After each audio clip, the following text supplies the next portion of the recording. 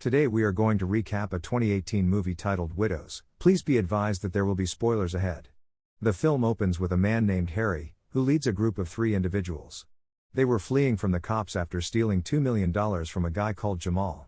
One of the gang members has a wife named Linda, who operates a wedding dress business, and her husband is constantly stealing from her. Another gang member's wife is named Alice, and she was suffering in her marriage as a result of his cruelty since he would constantly beat her, but she loved him. The third gang member is married to Amanda, who does not love her husband. Harry's wife is named Veronica.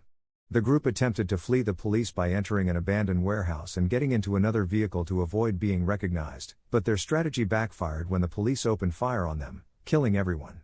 The next day, a guy called Jack visited Jamal's firm, which had been looted. Jack indirectly requested that Jamal withdraw from competing in the municipal elections. Both were running for mayor, but Jamal refused to stand aside. After Jack left, Jamal's younger brother Yatemi encouraged him to avoid politics since they were a group whose primary purpose was thievery. Suddenly, the secretary entered to notify Jamal that Harry had taken $2 million from his safe and that the police had slain the gang members, leaving all of the money burning. Meanwhile, the 4 widows of the departed spouses are lamenting their loss. Later, Yatemi meets with the guys in charge of securing the safe. One of them informs him that Harry poisoned them and that they couldn't capture him because they were unconscious. Yatemi instructs him to rap for him, but then pulls out his gun and murders one of them. He then instructs the other person to flee, but he shoots him as he attempts. During this time, Veronica attends her husband's funeral, where his driver hands her a little envelope and informs her that Harry directed him to give it to her in case he died. Veronica opens the package and is astonished to find a piece of paper with a key and a phone number. When she arrives at the burial, she notices Jamal standing at a distance, surprised that Harry had taken from him despite the fact that they had no history of animosity. Later, Veronica returns home, lamenting the death of her husband, and begins to picture him with her. The doorbell rings, and she is astonished to see Jamal at her door. He invites her inside to chat, but she declines, knowing that her husband is taken from him. He persists on entering and tells her that Harry stole $2 million from him and that he wants it back from her. She informs him that the money her husband took is burnt, and she is unable to offer him anything. Jamal becomes enraged and tells her that it is not his concern, giving her 1 month to come up with the funds or he would murder her. Meanwhile, Linda visits her wedding dress boutique, only to discover that a guy has taken all of the clothes out. She threatens to contact the cops, but he explains that her late husband mortgaged the shop and now owns it. Linda experiences a mixture of rage and powerlessness. We next see Veronica visit with her late husband's lawyer, where she discovers that he left her a little box holding his personal journal. Veronica returns home and reads Harry's diary. She uncovers a detailed plan for a fresh $5 million robbery, as well as a map of the intended target location. There are also images of a guy having an affair with his niece, and Veronica discovers he works in the building Harry intended to plunder. The photographs were intended to blackmail him into obtaining the safe passwords for the robbery. Veronica agrees to meet one of her husband's acquaintances.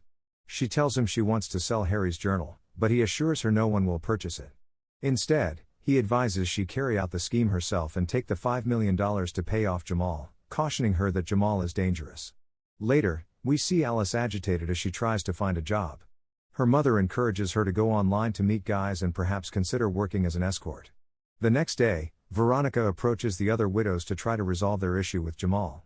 When she arrived, she only saw Alice and Linda. Amanda had not shown up. They gathered in a sauna room, and Veronica informed them that their husbands had stolen $2 million from a gang boss named Jamal, and that if they did not return the money, he would murder them within a month. She then informed them that there was a plan for a fresh $5 million theft, and that if they succeeded, each of them would receive $1 million. She offered them some time to think about it and suggested that if they agreed, they meet at 11 a.m. at a certain spot. That night, Veronica went to a warehouse her husband owned, while Alice went to meet someone at a bar after deciding to work as an escort. Alice was quite worried because it was her first time doing this. The man attempted to get to know her and said that he worked as an architect. At the same time, Linda hired a babysitter named Belai to look after her children while she went to see Veronica, showing that she had decided to participate in the theft. Meanwhile, Yatemi went to see one of Harry's buddies and asked him why he stole from Jamal, despite the fact that they had no bad blood. When the man refused to speak, Jadam knocked him out of his wheelchair and battered him. Yatemi informed him that Harry had written everything down in his journal, and that if he wanted to know why, he would have to obtain Harry's diary from his wife, Veronica. Afterward, we find the 3 widows in the warehouse, where Veronica informs them that they must plan the theft carefully because any mistake may cost them their lives. Veronica offered Alice money to buy a car for the heist, and she provided Linda a plan of the building's layout so she could figure out where the theft would take place. They arranged to meet again in 2 days at the same location. The next day, Alice attended a car auction to purchase a vehicle. She sought assistance in selecting a suitable vehicle, despite the fact that she had no prior expertise in this area. The gentleman assisted her, and she ended up purchasing a white van. However, she encountered a difficulty. She did not know how to drive. So she asked Veronica to drive the car. Veronica was outraged that Alice had purchased a car without understanding how to drive it. Meanwhile, Linda was at home, attempting to locate the structure on the plan. She saw the name on the map and checked it up online. She learned that it was the name of an architectural business, which led her to the conclusion that an architect from the company must have prepared the plan and knew where the building was located. Linda went to the firm and displayed the design to the secretary, inquiring about the architect who created the designs. The secretary went to question her supervisor, and while she was away, Linda took advantage of the situation and collected business cards with the addresses of the firm's architects. When the secretary returned, she informed Linda that the boss refused to give the architect's identity. Linda sought to win the secretary's sympathies, and ultimately the secretary divulged the identity of the architect who created the plans. Linda left the workplace and attempted to locate the architect's address using business cards. She went to the architect's house and was met by the architect's spouse. She informed him that she worked for the firm where his wife had worked and that she wanted to meet with her to resolve a work situation. However, he reminded her that she was lying because his wife had died 6 months before.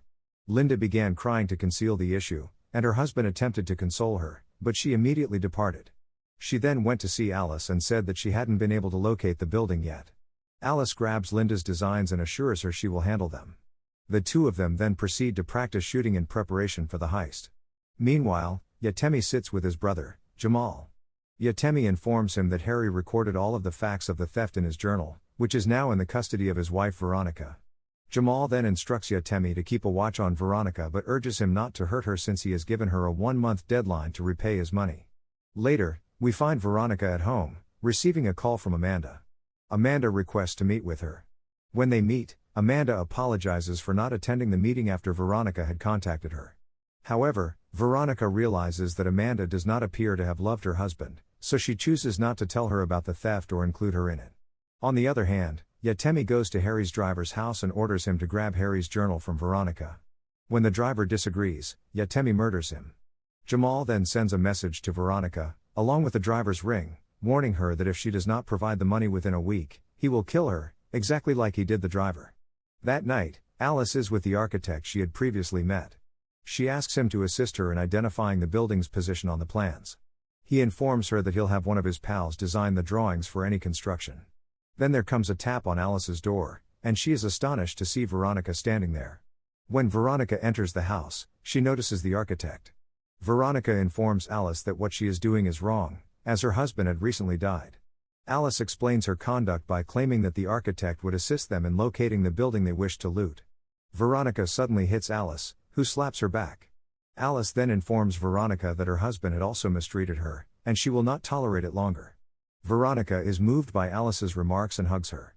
Linda is anxious during the next gathering of the 3 widows because she fears they will be found. Veronica attempts to calm her down and informs them that they need a 4th person for the heist to function as the driver and keep an eye on the building during the theft. The next day, Veronica approaches Amanda and asks whether she knows someone who works as a driver. Before Amanda can respond, Veronica hears her kid crying and rushes to check on him. While there, Veronica finds her late husband's whiskey bottle and suspects Harry of having an affair with Amanda. Veronica exits, tears welling in her eyes. In a surprise twist, we learn that Harry is still alive and has secretly married Amanda. The next day, Harry meets with Jack, Jamal's lone election competitor. We realize that Harry and Jack had planned the theft in which they took the money. It is revealed that Harry was the one who locked the truck door as they entered, escaped with the money, and subsequently blew up the vehicle to keep it for himself. Jack seeks $1 million from Harry as compensation for his assistance with the operation. Alice sees her architect buddy, who hands her a sheet of paper containing the name of the building from the drawings. She promptly goes to notify Veronica. The surprise is that the structure they want to loot is Jack's residence. We understand Harry had planned to plunder Jack's house, just as he had stolen from Jamal, in order to take advantage of the 2 men's hostility. Veronica, who still believes her husband is dead, does not completely comprehend what is going on. At the same time, she has another concern. They need a driver for the robbery. Linda asks the babysitter if she knows how to drive, and she does, so Linda takes her to the warehouse and introduces her to Veronica. The next day, Veronica goes to Jack's house, pretending to want to meet with him, but in fact, she is surveying the property's entrances and exits in preparation for the heist. Jack's father greets her and mentions that he used to know her spouse. Veronica then returns to her colleagues at the warehouse, informing them that she has located the safe containing the $5 million. Linda and Alice start rehearsing how to carry the money. Alice later meets with the architect and wonders why he won't take her to his residence. He tells her directly that he likes her but just views her as an escort. He then leaves her money in a degrading manner and goes away. Following this, Veronica meets with Jack's vault manager and blackmails him with images of his involvement with a young lady in order to obtain the vault passcode. Meanwhile, Yatemi watches from a distance. Veronica returns to the warehouse with the vault's passcode in her hand. Now, the three widows are ready to carry out the theft. At night, the babysitter goes to set fire to the cars parked outside Jack's house, distracting the guards and diverting them away from the property. Taking advantage of the circumstance, the widows sneak into the home, tie up the guard in charge of monitoring the security cameras, and enter the room containing the vault. They promptly grab the $5 million and leave the vault. However, Jack's father notices them and shoots Alice, prompting Linda to kill him in self-defense. They carry Alice out of the home. When they approach their getaway car, they are surprised to discover Yatemi waiting for them. He threatens the driver with a pistol, takes the car and the money, and drives away. The women manage to steal another car and start following him. They eventually ram his car, causing his death.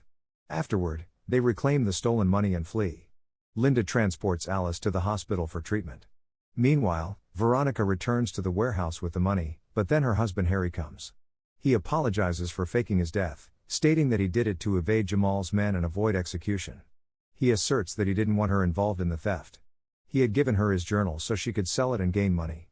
But Veronica refuses to trust him, revealing that she is aware of his affair with Amanda. Harry becomes upset and punches her, threatening to murder her and steal the money. However, Veronica is faster and shoots him first. She then places the gun used to murder Jack's father in Harry's hand, framing him for the crime. The three widows' lives gradually improve. Linda reclaims her wedding dress store, which she had previously lost, and Veronica meets Alice, enjoying a happy moment. Thank you for watching. If you are new, don't forget to subscribe for more recaps. Until next time, have a nice day.